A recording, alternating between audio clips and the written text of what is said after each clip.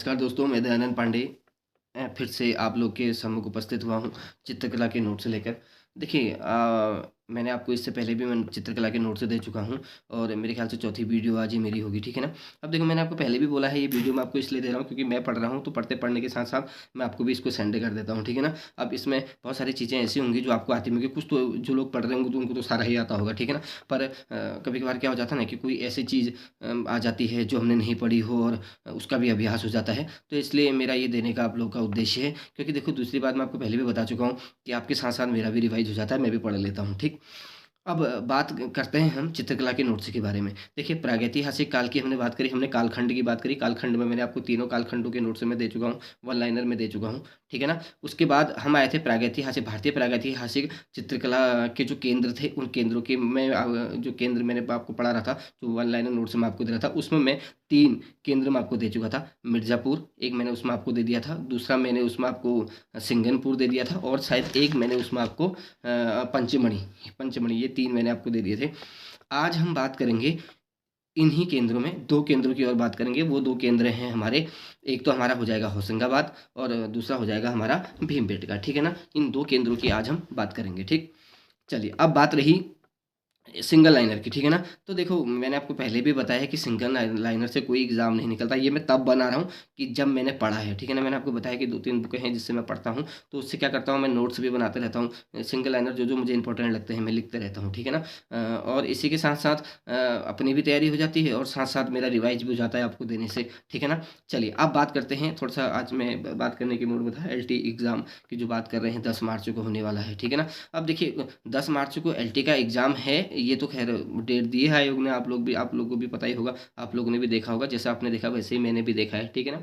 तो उसमें ड्राइंग की बात हम करते हैं। देखो, 265 सीटें ऐसी वो थी जो अभी जिनका री एग्ज़ाम कराने की बात कर दी गई थी, ठीक है ना। तो आप देखिए, वो होंगी नहीं होंगी, इसके बारे में मैं आपसे कोई बात नहीं करूँगा। वो उसी दिन होंगी या बाद में होंगी या क्या होंगी, उसके बारे में मुझे नॉलेज तो ज़्यादा है नहीं, क्योंकि देखो मैं भी आप ही की तरह मैंने भी यूट्यूब में कुछ यूट्यूबर हैं, उनके उसमें मैंने देखा था, वो किसी अखबार की कटिंग का वो दिखा रहे थे। तो उसमें मैं देख रहा था कि जो ड्राइंग एग्ज़ाम है वो भी 10 मार्च को ही होगा।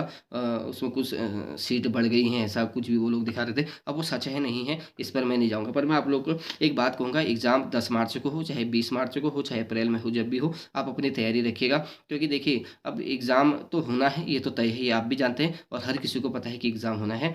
और अब देखिए, वो होगा जब भी होगा, तो हमें उसको देख के नहीं चलना है, हमें अपनी तैयारी करनी है। आप अपनी तैयारी करिए, और मेरे को लगता है बहुत सारे बच्चे जो हैं वो पढ़ भी रहे होंगे, बहुत अच्छा भी उन्होंने पढ़ा होगा और अभी भी वो अपनी तैयारी में रहे होंगे। तो इसीलिए मुझे भी ध्यान आया, क्योंकि मैं भी पढ़ रहा था, तो मैं जो नोट्स बना रहा था, मैं सिंगल लाइनर ऐसे पढ़ के निकाल के मैं वहाँ से बना रहा था। तो मुझे लगा कि चलो मैं पढ़ रहा हूँ, तो साथ साथ अगर मैं उसको बोल बोल दूँ चैनल के माध्यम से, आप लोगों तक भी पहुँचेगा और मेरा रिवीजन भी हो जाएगा। ये मेरा एक उद्देश्य था आप लोगों का ये वीडियो देने का। तो अब हम ज़्यादा बात नहीं करेंगे, बात नहीं करते हुए आज हम जो केंद्र हैं, जो प्रागैतिहासिक भारतीय चित्रकला के जो केंद्र हैं, उन 2 केंद्रों पर हम बात करेंगे। उसमें एक केंद्र आएगा आपका होशंगाबाद और दूसरा आएगा भीमबेटका। इन 2 केंद्रों पर आज हम बात करेंगे। चलिए, तो फिर हम शुरू करते हैं अपने टॉपिक पर, ठीक है, ओके। हम अब आ जाते हैं अपने टॉपिक पर। मैंने आपसे बात करी थी कि हम बात करेंगे आज 2 टॉपिक पर, एक था होशंगाबाद और दूसरा था आपका भीमबेटका, ठीक है ना। तो इसमें मैंने कुछ वन लाइनर क्वेश्चन बनाए हैं, तो आप इनको देख लीजिएगा। चलिए शुरू करते हैं, टॉपिक पर आ जाते हैं। पहले हम बात करते हैं होशंगाबाद की। होशंगाबाद में पहला क्वेश्चन है, होशंगाबाद के चित्रों की खोज किसने और कब की थी? तो ये की थी मनोरंजन घोष ने 1922 में, ठीक है ना, पहला क्वेश्चन। दूसरा है, होशंगाबाद किस नदी के तट पर स्थित है? ये है नर्मदा नदी के तट पर। ये देखिए, एक चीज़ याद रखिएगा, ये जितने भी ये केंद्र बसे हुए हैं, ये कौन किस नदी पर है, किस पहाड़ी पर है, इस पर आप थोड़ा सा फोकस करिएगा, क्योंकि यहाँ से सवाल पूछ देता है, ठीक है ना। तो तीसरा क्वेश्चन जो है वो है, जिराफ समूह किस गुफा में मिलता है? ये जो चित्र है ये किस गुफा में मिलता है? तो होशंगाबाद मिलता है। देखिए, एक चीज़ मैं आप लोगों को और बता देता हूँ।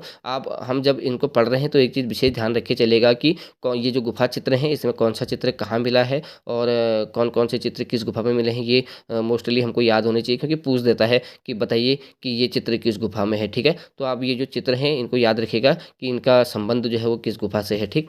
अगला क्वेश्चन है, होशंगाबाद क्षेत्र आदम की पहाड़ी में जो महामहिष की आकृति है उसकी माप क्या है? ठीक है ना। तो ये है 10 फीट लंबी और 6 फीट चौड़ी इसकी माप है, ठीक है। अगला क्वेश्चन है, होशंगाबाद के कुल कितने शिलाश्रयों में प्रागैतिहासिक प्रागैतिहासिक चित्र प्राप्त होते हैं, तो लगभग 1 दर्जन के लगभग वो चित्र हैं जो मिलते हैं वहाँ, ठीक है ना। और ये याद रखिएगा, ये आदम की पहाड़ी में है, ठीक है ना। अभी इसमें क्वेश्चन मैंने नीचे लिखा भी होगा, आपको मिल जाएगा इसी में, ठीक है ना। गहरी लाल रेखाओं में एक विचित्र मानवाकृति के नीचे मयूर का अंकन हुआ है, वो भी आपका देखिए होशंगाबाद की आदमगढ़ की पहाड़ी के शिलाशय संज्ञा 4 में। देखिए थोड़ा इंपॉर्टेंट हो जाता है, ये पूछ सकता है कि जो गहरी लाल रंग की रेखाएं हैं उसमें विचित्र मानव का जो के नीचे जो मयूर का अंकन हुआ है वो शिलाशय संख्या किस में हुआ है, तो चौथी में। या ये भी पूछ सकता है कि चौथी शिलाशय संख्या चौथी में किसका अंकन हुआ है, इस तरह से भी ये सवाल बना सकता है, ठीक है ना। तो अगला क्वेश्चन हम इसमें आ जाते हैं, थोड़ा सा चित्रों की हमने यहाँ बात करी थी, ये चित्र हम थोड़ा बात कर लेते हैं, ठीक है ना। मैंने आपको बोला था अभी कि चित्रों को थोड़ा आप ध्यान में रख के चलिएगा। तो इसमें होशंगाबाद में पहला है चित्र, वन देवी का चित्र यहाँ मिलता है, जंगली भैंसे का, घोड़े का, हाथी सवार का, हल्के पीले रंग में एक विशाल हाथी। देखिए ये पूछ सकता है कि जो होशंगाबाद है उसमें जो हाथी है वो किस रंग में मिला है, तो आपको याद रहना चाहिए कि हल्के पीले रंग में मिला है। और इसकी लंबाई भी पूछ सकता है, 4 फीट लंबा है ये। और अगला जो इसमें मिला है, अस्त्रधारी घुड़सवार के भी गुहा चित्र यहाँ मिलते हैं, ठीक है ना। अब देखिए अगला क्वेश्चन हम इसमें बात करते हैं, होशंगाबाद कि पंचमढ़ी से दूरी लगभग कितनी है, तो ये है 45 मील। देखिए इतना इंपॉर्टेंट नहीं है, मैंने ऐसे ही लिख दिया क्योंकि पता होना चाहिए कि कितनी दूरी में है, ठीक है ना। तो उसके बाद है अगला, इसमें आदमगढ़ की पहाड़ी पर बने शिलाशय चित्र हैं लगभग 1 दर्जन। मैंने आपको ऊपर बता दिया था, देखिए मैंने कहा था ना कि ये किस में है, आदमगढ़ की पहाड़ी में ये सारे चित्र बने हुए हैं, ठीक है। फिर अगला क्वेश्चन इसमें आ जाता है, अब हम बात करते हैं भीमबेटका की, ठीक है ना। ये तो रहा आपका होशंगाबाद। अब हम आ जाते हैं भीमबेटका। देखो भीमबेटका की पहले हम बात करें तो स्थिति हमें पता होनी चाहिए कि कहाँ है, भोपाल एमपी में है, ये मध्य प्रदेश में भीमबेटका है, ठीक है ना। देखिए एक चीज़ मैं आपको इसमें एक चीज़ और बता देता हूँ, लेकिन सबसे पहले सवाल ही कभी कभार ये भी पूछ देता है कि भीमबेटका है क्या, ठीक है ना। तो हमको पता होना चाहिए कि भीमबेटका क्या है, एक पहाड़ी है भीमबेटका, ठीक है ना। ऐसे सवाल भी पूछ देता है कि भीमबेटका क्या है, तो नीचे दे देगा ऑप्शनल में क्या है, पर्वत है, झरना है, नदी है, पहाड़ी, ऐसे दे देगा। तो ये पता होना चाहिए कि भीमबेटका क्या है, पहाड़ी है, और एमपी मध्य प्रदेश में, भोपाल मध्य प्रदेश में ये है। तो इसमें भीमबेटका के गुफा चित्रों की खोज का श्रेय जो जाता है वो विक्रम विश्वविद्यालय उज्जैन के प्रोफेसर थे, ठीक है ना, श्री VS वाकड़कर, ठीक है ना। तो इन्होंने जो ये खोज की थी, ये की थी सन 1958 में। चलिए एक क्वेश्चन 58 में की थी, एक क्वेश्चन मैंने इसमें अलग से आपको दे दिया है कि इनको पद्मश्री अवार्ड कब मिला था, तो ये भी याद रखिएगा, 1975 में इनको पद्मश्री अवार्ड मिला था, ठीक है ना। फिर है भीमबेटका की गुफा है MP रायसेन जिले में, ये तो पता है मध्य प्रदेश में है, लेकिन जिला क्या है ये भी पूछ देता है कभी कभार, ठीक है ना। तो रायसेन जिले में ये है, ये ध्यान में रखिएगा, ठीक है। फिर अगला क्वेश्चन है, भीमबेटका की पाषाण गुफाएं स्थित हैं विंध्याचल की पहाड़ी पर, ठीक है। ये भी इंपॉर्टेंट क्वेश्चन रहता है कि भीमबेटका की जो पाषाण गुफाएं हैं वो कहाँ स्थित हैं, तो वो विंध्याचल की पहाड़ी पर हैं। और अगला क्वेश्चन है, भीमबेटका है एक पहाड़ी। देखो मैंने अभी ऊपर बात भी करी थी, मैंने आपसे कहा था पूछ देता है कि भीमबेटका है क्या, तो भीमबेटका क्या है, भीमबेटका एक पहाड़ी है, ठीक है। फिर इसके बाद अगला क्वेश्चन है, भारत में सर्वाधिक चित्र पाए जाते हैं, ये भीमबेटका पर पाए जाते हैं। देखिए अब यहाँ ये बोला है सर्वाधिक चित्र, क्वेश्चन को ध्यान में रखिए, थोड़ा सा ध्यान से सुनिएगा। बोला कि जो सर्वाधिक चित्र पाए जाते हैं भीमबेटका में 600 चित्र पाए जाते हैं, लेकिन चित्र मिलते कितने में है, तो वो 275 के लगभग में मिलते हैं, ठीक है ना। क्वेश्चन दिया भी होगा, कुल गुफाओं में चित्र मिलते हैं, ये मिलते हैं 275, ये मैंने लिखा भी है इसके आगे।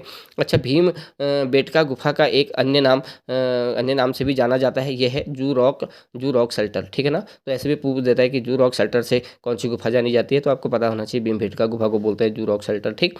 फिर अगला है, भीमबेटका के गुफा चित्र हैं सांप्रदायिक सभा के चित्र हैं, ठीक है। फिर उसके बाद है पुरा पाषाण। अब देखिए एक चीज़ इसमें है, पुरा पाषाण काल दौरान के चित्र। देखिए अगर हम जब भीमबेटका की बात करते हैं ना, तो हम बोलते हैं कि भीमबेटका की शिला पर जो उत्कीर्ण चित्रकारी है उसकी जो अवधि है वो है मेसोलिथिक। ये सुनिएगा मेरी बात को ध्यान से, ठीक है ना। भीमबेटका के जो गुहा चित्रों में जो भीमबेटका की जो शिला चित्र उत्कीर्ण चित्रकारी की गई है वहाँ की शिलाओं में, वो जो अवधि है वो उसको कहेंगे तो वो मेसोलिथिक है, मध्य पाषाण कालीन है वो, ठीक है ना। पर इसलिए इसने इसमें दे दिया कि कुछ चित्र यहाँ के हैं पुरा पाषाण काल के दौरान के भी हैं, तो इसमें जो चित्र हैं वो है हाथी, जंगली सांड, बाघ, ऐसे इन चीज़ों इनके भी चित्र यहाँ हैं, ठीक है ना। ये पूरा पाषाण काल के हैं, ठीक। लेकिन अगर शिला चित्र की उत्कीर्ण चित्रकारी की जो अवधि अगर हम मानते हैं तो फिर वो मेसोलिथिक उसको मानते हैं, मध्य पाषाण कालीन, ठीक है ना। तो याद रखिएगा, थोड़ा सा ध्यान में रख के चलिएगा।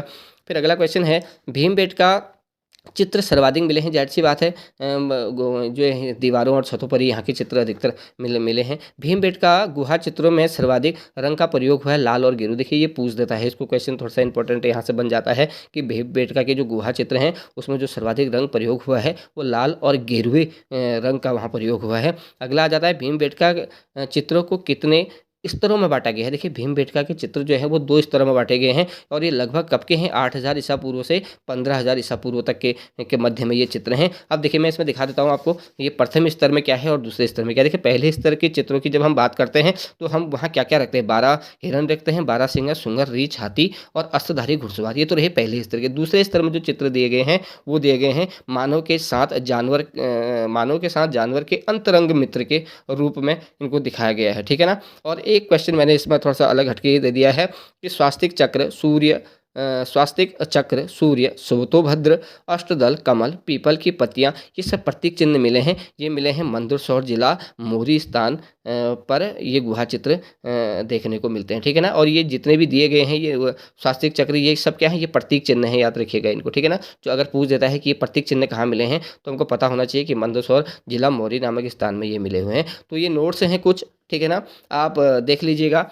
ठीक, हमने बात करी आज होशंगाबाद और आपके साथ साथ भीमबेटका की। मुझे लगता है कि आपको ये नोट्स पसंद आएंगे, ठीक है। तो बाकी आपको अच्छे लगते हैं तो आप खुद भी इनको पढ़िएगा, जो दोस्त लोग हैं जो ड्राइंग की तैयारी वैयारी कर रहे हैं उनको भी आप दीजिएगा, ठीक। चलिए आज के लिए इतना ही, फिर अगली बार जो हम टॉपिक की जो बात करेंगे वो हम बात करेंगे आपकी इसमें दो तीन और बचते हैं, चक्रधरपुर एक बचता है, एक बिल्ला सरगम की हम बात करेंगे और बेलारी और रायचूर, ये इन चारों की हम बात करेंगे। साथ ही साथ मैं आपको इसमें एक डायग्राम बना के भी दूंगा, जो प्रमुख ऐतिहासिक चित्र वो उनके स्थान हैं, ठीक है ना, कौन सा चित्र है किस स्थान में है, ठीक है ना। और दूसरा कि ये जो आपके जो प्रागैतिहासिक केंद्र हैं, इस केंद्रों की जो खोज की वो किसने की और कब की, ये भी मैं आपको, ये दो चीज़ें मैं आपको और बना के दूंगा, ठीक है ना। तो अब मैं जब अगला जो टॉपिक लाऊंगा आपके साथ, ये आपका चक्रधरपुर का लाऊंगा, बिलासपुर का लाऊंगा, रायचूर बेलारी का लाऊंगा, तो उसमें मैं आपको फिर ये इनका डायग्राम बना के भी दूंगा। चलिए आज के लिए इतना ही, धन्यवाद आप लोग का।